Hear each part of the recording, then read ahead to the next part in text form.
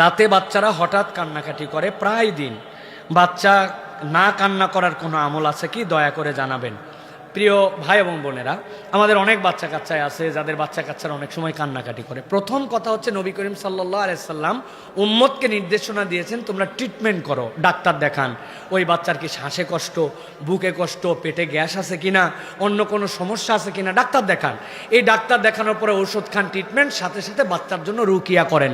অধিকাংশ বাচ্চারা বদনজর এবং বিভিন্ন খারাপ জিনের প্রভাব তাদের মধ্যে থাকে। নবীজি সাল্লাল্লাহু আলাইহি ওয়াসাল্লাম 3টা আমল শিখাইছেন, এই আমল করলে ওই বাচ্চা ইনশাল্লাহ সুস্থ হবে। একটা আমল মায়ের জন্য, বাচ্চা যে ঘরে থাকে সন্ধ্যার সময় মাগরিবের আজানের আগ মুহূর্তে, ঠিক মাগরিবের আজানের আগ মুহূর্তে খুব সতর্কতার সাথে বিসমিল্লাহ বলে ওই দরজা জানালাগুলা লাগাই ফেলতে হবে, পর্দাটা টেনে দিতে হবে।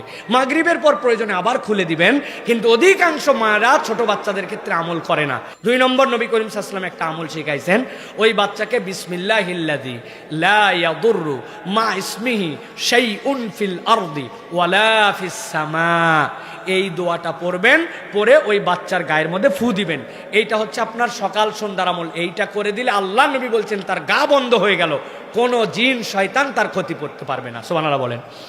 3 নম্বরে তার জন্য আমল, সকালবেলা সূরা ইখলাস, সূরা ফালাক, সূরা নাস, আউযুবিল্লাহি বিসমিল্লাহ সহ পড়বেন, পরে হাতের মধ্যে ফু দিবেন। ফু দিয়ে ওই বাচ্চার সামনে থেকে এরকম করে গামস করে দিবেন। আবার ইখলাস, ফালাক, নাস ফু দিবেন, সামনের থেকে এরকম করে গা বন্ধ করে দিবেন। আবার ইখলাস, ফালাক, নাস ফু দিবেন, এরপর এটা বন্ধ করে দিবেন।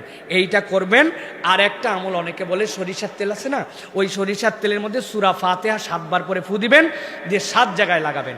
ওই তেলটা নিবে মাথার তালুতে একটু লাগাই দিবে, এরকম করে নখে নিবে, 2 কানের মধ্যে লাগাই দিবে। কয় জায়গা হলো? 3 জায়গা। কি রে ভাই, ভুল হিসাব করেন কেন? মাথা, 2 কান, কয় জায়গা? এরপর আবার একটু তেল নিবে, 2 নাক, কয় জায়গা? 5 জায়গা। এরপরে নাভি আছে না, নাভি, এই নাভিতে একটু দিবে।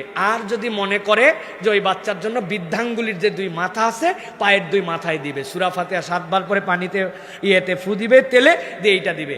এইটা দেওয়ার পরে ইনশাআল্লাহ ওই বাচ্চার যদি কোনো রকম বদনজর, কোনো রকম এরকম কিছু থাকে, আল্লাহ রাব্বুল আলামিন তাকে এটার থেকে প্রভাব মুক্ত করে দিবেন। আর এই দোয়াটা মুখস্থ করে রাখবেন, আউযু বিকালিমাতিল্লাহি তাম্মা ওয়া মিন শাইতানিন হাম্মা ওয়া মিন কুল্লি আইনিন লাম্মা।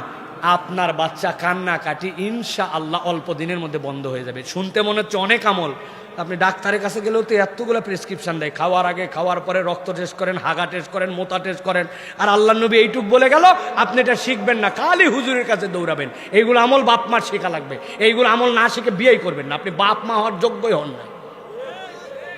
উদামেশা খালি বিয়ে করে ফেলছেন না, আর বাচ্চা পয়দা করে ফেলছেন আপনি। এটা নবীজির শেখানো, চেষ্টা করবেন তো ইনশাআল্লাহ। আল্লাহ আমাদেরকে তৌফিক দান করুন।